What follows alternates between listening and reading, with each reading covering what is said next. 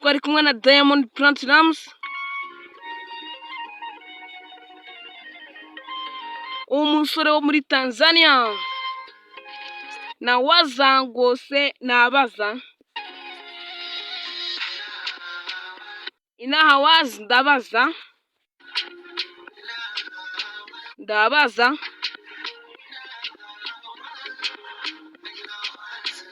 ari igihe umuntu ahura n'ibibazo akabaza. Cyakora cyo ntabwo ngamije gusobanura indirimbo, ahubwo nyine hari ikintu ushaka kubabwira. Ni igiki ndaje nkibabwire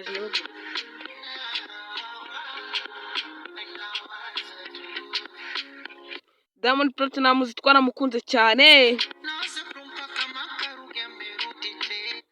Ese Rugeme naramuka agarutse nyine ubundi biramenyerewe ko dusobanura indirimbo, ariko cyane cyane iz'igiswahili, Icyongereza, Igifaransa nicyo tutapfa gusobanura bitewe n'impamvu mbabwiye mukanya ngiye kubabwira.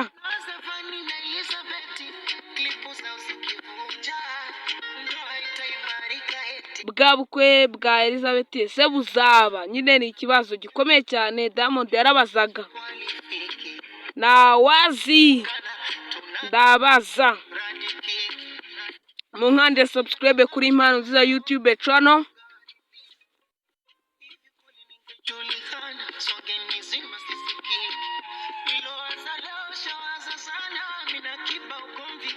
Ariko sha Diamond akunda guhanga indirimbo zibabaje cyane, asa nk'uganisha ibizamubaho imbere ye.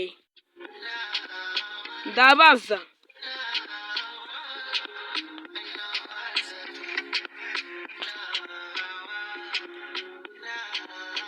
ariko sha ibintu arabikunda kuko indirimbo zibabaje zibizamubaho imbere, kubera ko Sikomi mwarayumvise isobanuye, mwumvise ukuntu imeze, na Utanipenda nayo mwarayumvise.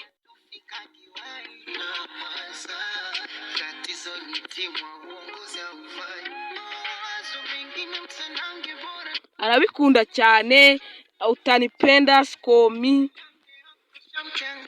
na Yetapita.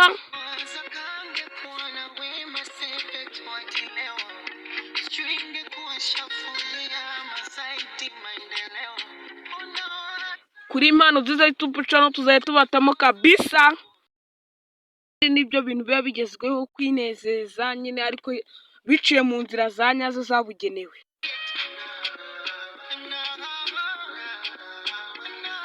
Rimwe utazafatirwa mu bintu bitemewe maze ukandenganya ngo narakojeje ashwida. Hoya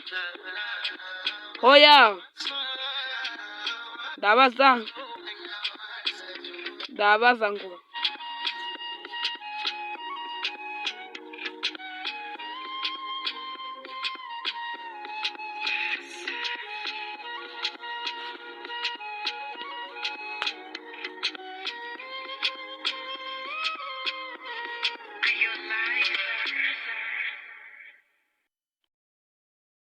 gahunda yacu ni ukubatamo nta n'ikindi.